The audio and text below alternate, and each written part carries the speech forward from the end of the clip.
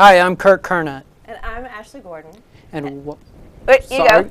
Welcome to Reading for the Rest of Us, which is the grassroots reading talk show. We thought it might be fun in this election season to do novels specifically about politics, and it wasn't. Exactly. It wasn't fun. It's interesting because I think we both had a lot of the same reactions, that this is the first show we've done that felt like work. Yep, it did. It felt like work. I was trudging through these. Why do you think that is? I've been trying to figure that out because despite the fact that we were doing all political books, we really, again, tried to run the gamut so that we had a lot of different kinds of books. So there were murder mysteries, conspiracy theories, spyish novels, satire, some just straight up fiction, that phrase you're going to get to that I never know how to pronounce, which to the layman it just means based on a true story. So although we read in a lot of different areas, most of them were equally difficult, at least in total, you know, all smushed together, back to back to back. And being deeply in this election season, which is why I thought this would be such a great idea. So you're reading at the same time that you're keeping up with the election. That may have been it, but I think ultimately the common denominator across these was how often you're reading about unsympathetic characters. Yeah. It's interesting because if you look, there's been a long argument throughout, I think, literary history about the relationship between the novel and politics, and whether the novel is really the politics is really a suitable subject for the novel. And I think for a lot of critics, there are a couple problems with it. The one is that a lot of the people doing these books aren't writers per se. Yeah, or aren't that's true, fiction and you can writers. And you picked out 3 of them that are sort of infamous, I think. So you want to just roll those off real quick, and we'll show the. Well, I started trying to, like I said, do different genres and slightly unexpected ones. So I thought, hey, this will be an opportunity to read Margaret Truman. I love detective fiction, which you'd know if you'd seen episode 2. And so she's writing, I guess because and their first book, Murder in the White House, really read like, okay, I was here and this happened to me. Because one of the main characters is the daughter of the president. And clearly she was an insider, and I think part of what makes these interesting, and we may touch on this again, but the sort of voyeur aspect of it, you get kind of the inside scoop. Right. But they're also not, in many cases, they're not writers. They're people in political life who are using their firsthand experience to write about it, whether fiction or nonfiction or some mix of the two. It almost feels like a way to cash in sometimes. It did kind of, sort of. You know, this not one. to slight Margaret, but this one here is probably the most famous classic example. Cash in. But he's a writer. Yeah. He was a writer. But he's not a novelist. Not per a se. novelist. It wasn't up until this point. And of course, we're not really talking about Anonymous. We're talking about Joe Klein. Joe Klein. And people, I think, don't really even know that this book came out. But there was one last year that was a sort of takeoff on Primary Colors called O, which is supposed to be the Obama. I never heard of it until I started doing this research. I think there was so little controversy in the Obama administration that made for juicy fiction that this book really really flopped in a lot of ways. It's interesting about his ears are really what you have to go for. It's a funny cover, but on the other hand, the guy that wrote it actually turned out to be Mark Salter, who is John McCain's right-hand man. He's co-written all of John McCain's books, so he's actually a good writer. But I think this is a good example of something comes up with novels about politics, is when you come at it with an agenda, it sort of blows the storyline, and I think the reader kind of feels a little, and it doesn't matter what side of the political spectrum. No, and that was true. It doesn't matter what your political leanings are, and I purposefully wore sort of purple-ish, so I'm right there in the middle. Yeah, and so Primary Colors in Joe Klein, clearly he's a Clinton insider guy, and he's writing about his own campaign. And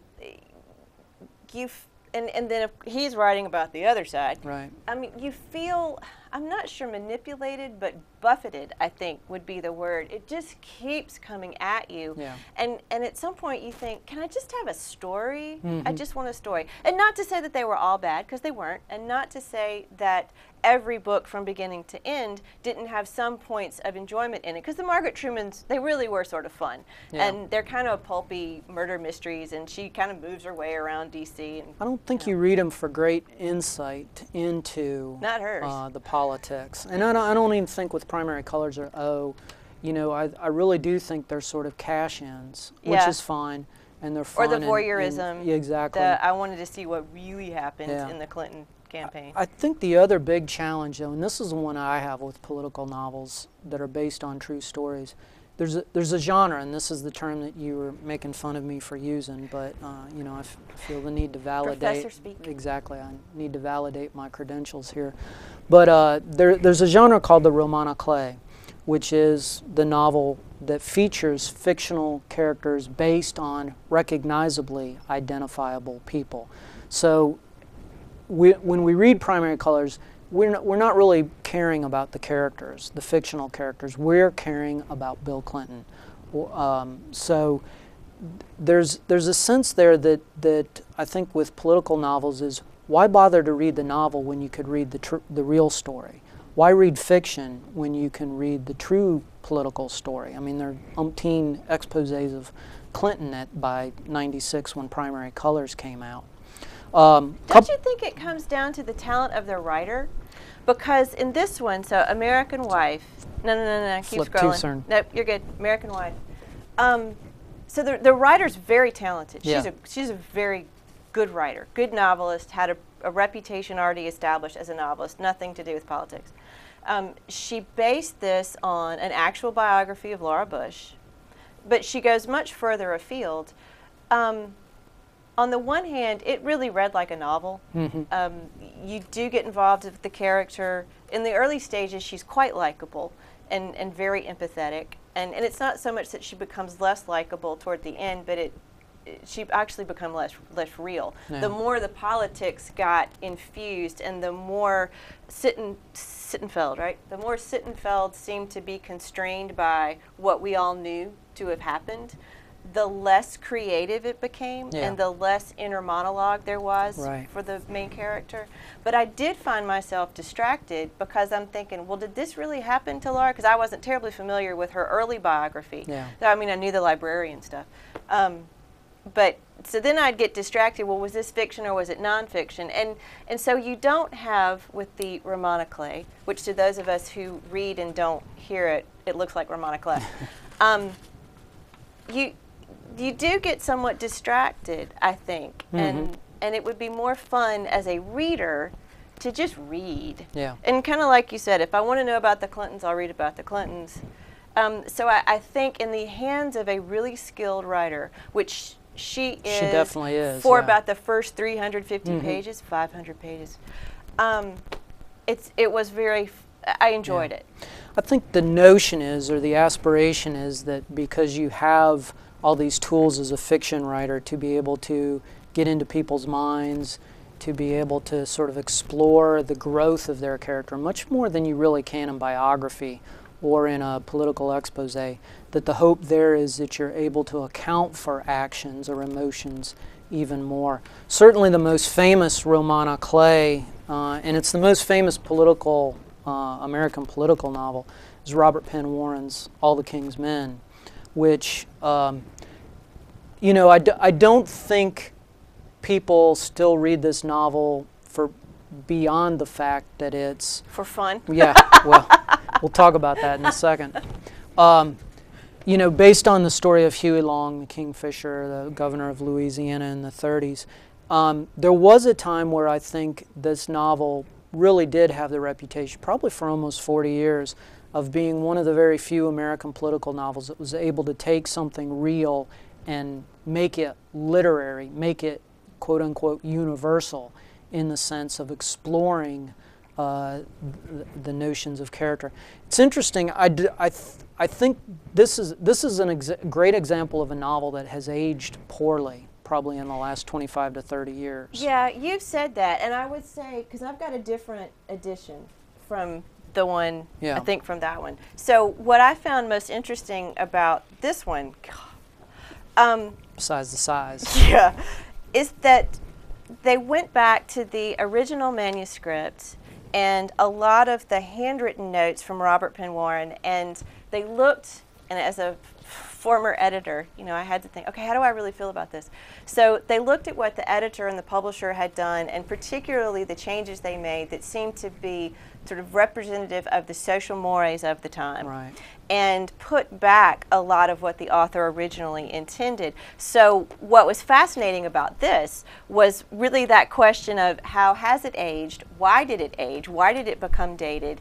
Was that something due to the commercialism that was imposed on it? Yeah. And does it stand up better when you go back to what the author originally wrote? And I think in writing about politics, because you are often writing about something that's immediate for people and very much of its time and place, it is hard for it to age well. It's interesting, and I'm glad you brought that up about there being two versions of that, because I'm not sure that a lot of people really know that. So, you know, buyer beware when you go out there to pick up a copy of it.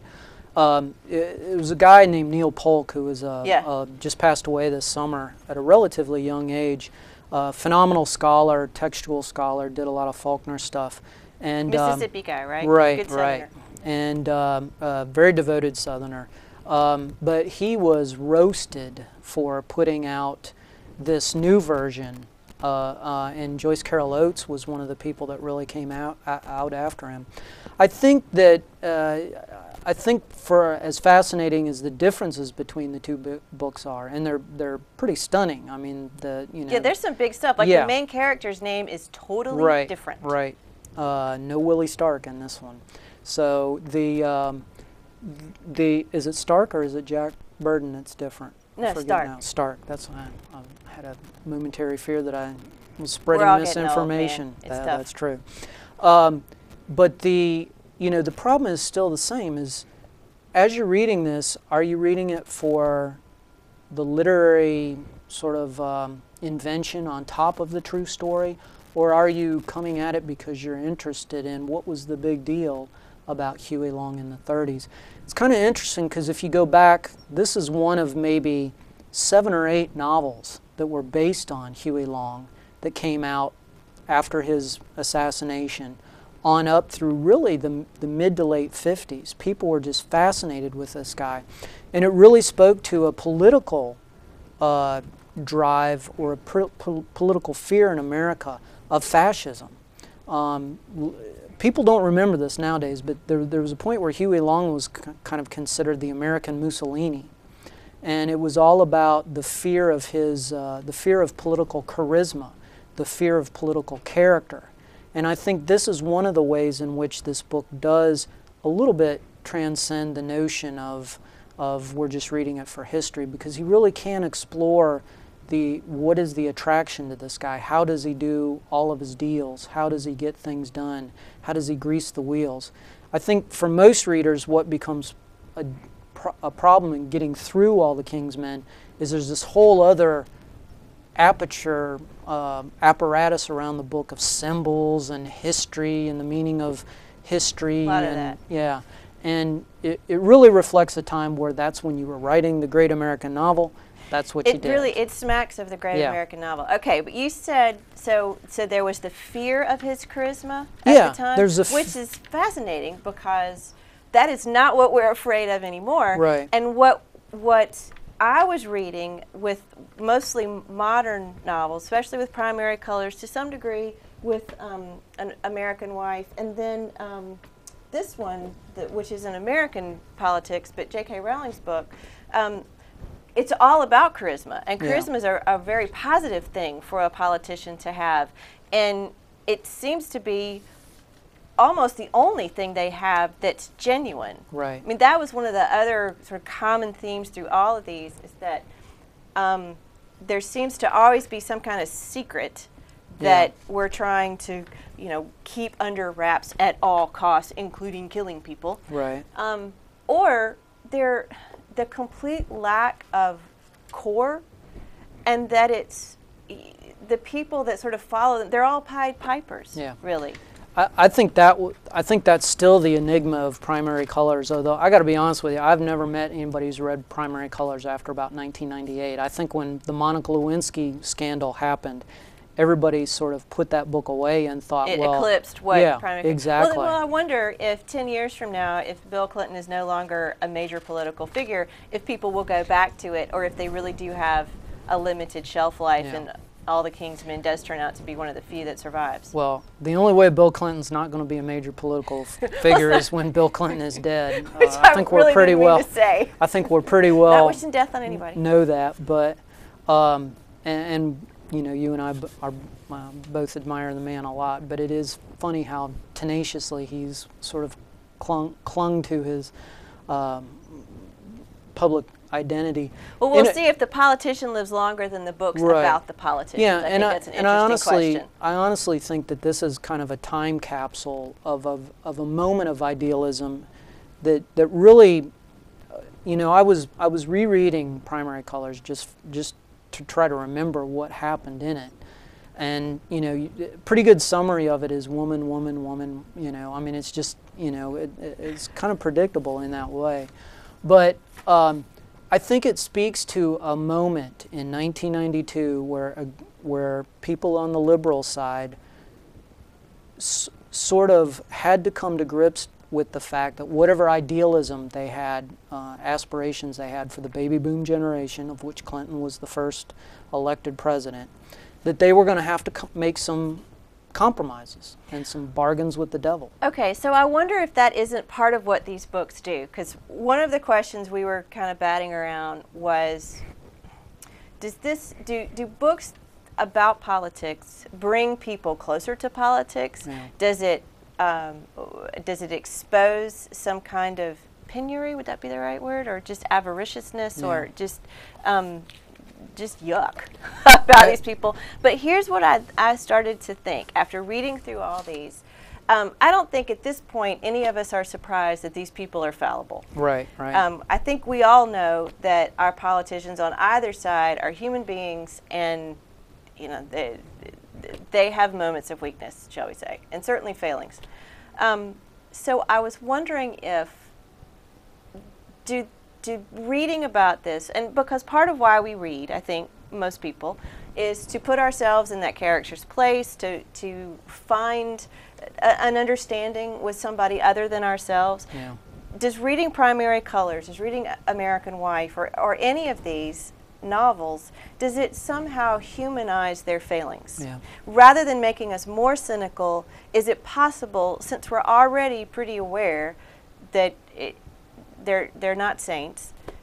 Well, let me ask you that question as it relates to two of the books that you chose. I'm curious, in American Wife, after you read that, did you feel more empathy or sympathy toward? I did. Okay. I did, and I think partly was because, not that I didn't feel empathy for Laura Bush before, but I think she was such a private person. Yeah. She was such a quiet person. And that made her It wasn't hostile, it was yeah. just unknown. And this made her much more sentient. She was Right. three-dimensional. So in that sense, I think it served her well. But then again, this is a lot of interior dialogue for a completely fictional person, and I would be very careful to impose that on her. It's not hers. Yeah, yeah. And we can't ever get inside somebody's head for real. I think what she was trying to do was to understand a type of American woman, the political wife. Not the good wife of television who's the one that stands next to her man, but I hate to say this and make it ideological, but it's an attempt to understand a Republican wife, I think, in a lot of ways. Or I think what she was trying to do was somebody who starts out a Democrat who marries a Republican. And I think if we take the labels off, I'm really leery Yeah. of that. So I think what this book can be, yes, it's about politics, but I think all of us in our lives are called upon to make choices. Especially in a marriage. Yeah. So it's kind of any wife, or to some degree any husband. Yeah. You know, when you align yourself with another person, be it a kid and a parent, a spouse to spouse, and in some cases even brother, sister, and siblings, to what degree are you responsible for that other person's actions and thoughts? Yeah. And that's a hard call. Especially if you don't necessarily agree with them. And even if you do, Yeah. I mean, do you get to take credit for what you like and you don't get to claim what you don't? I mean, I think the same is true whether you agree or not. Yeah. So I think from that perspective, all of these, particularly the ones that touch on the families, and not just families, but the people who attach themselves to a candidate, their lives, their well-being, their livelihood are attached to this person. And you know, how much are we on our own? How much is a man an island? Yeah. And how much are we responsible for, beholden to, just stuck with what the people that we love or admire or, you know, Or how attached much is to. this, yeah. How much is it ours? Let me ask you this as it relates to this novel, because this one is the big blockbuster of the season. Yes, it's and the buzz. and it's not American politics, but it's very much but it's related politics. to. And it definitely translates. Now this is partly a roman à clef. It's not. I guess maybe it's not because but it is sort of based on a true story, or at least the beginnings of one. But I'm curious about your opinion of this book, because it was a hard book to Yeah. read, I have to say, and I would have put it down, I think, because there's some really difficult scenes. This is not for your 12-year-old.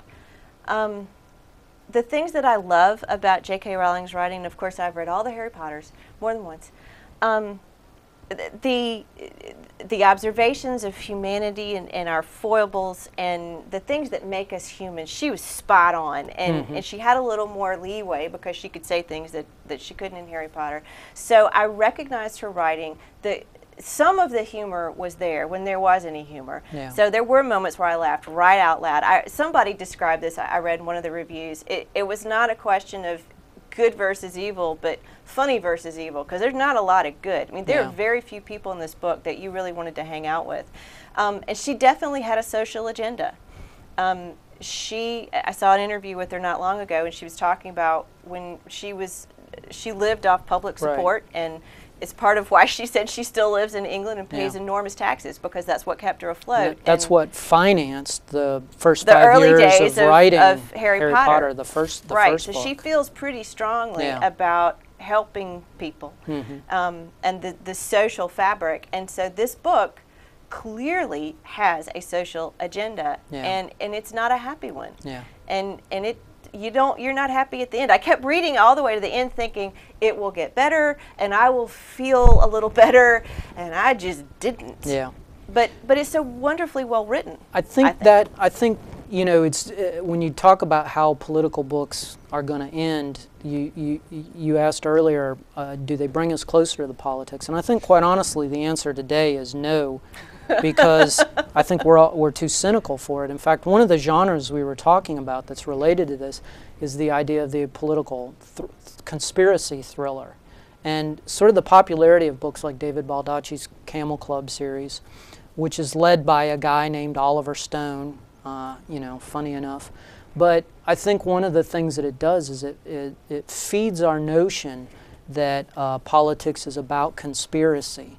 And in some ways I wonder if that's not a satisfying answer to the alternative, which is there's nobody at the wheel. Yeah, they're all just bumbling along. Exactly, that nobody has their grip on the system. At least with these books, we can take comfort in knowing. And honestly, it's the same reason that people like Huey Long were both admired and feared. It's because there's a notion of some political strong man person who is in charge, maybe secretly, but you know, the idea that we're not just flying loose and it's not just by free. the seat of our pants. Exactly. Which is actually the message in the book that got me through this.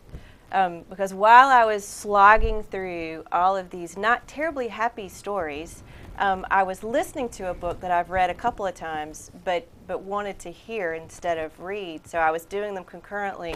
Our Man in Havana, which, you know, sort of sounds like it's sort of a spy novel, but it's really a spoof on politics and bureaucracy and government. And I laughed right out loud because he's clearly saying there's nobody in charge. Yeah. And I was struck this time by the parallels between this book and Monty Python. So do you remember in Search for the Holy Grail where Arthur, you know, ta-dunk, ta-dunk, ta-dunk with his coconuts, rides up to the castle, the French castle, and he's trying to talk to somebody, and there the French soldiers are up there, and they're, you know, and making raspberries, and your mother smells of elderberries.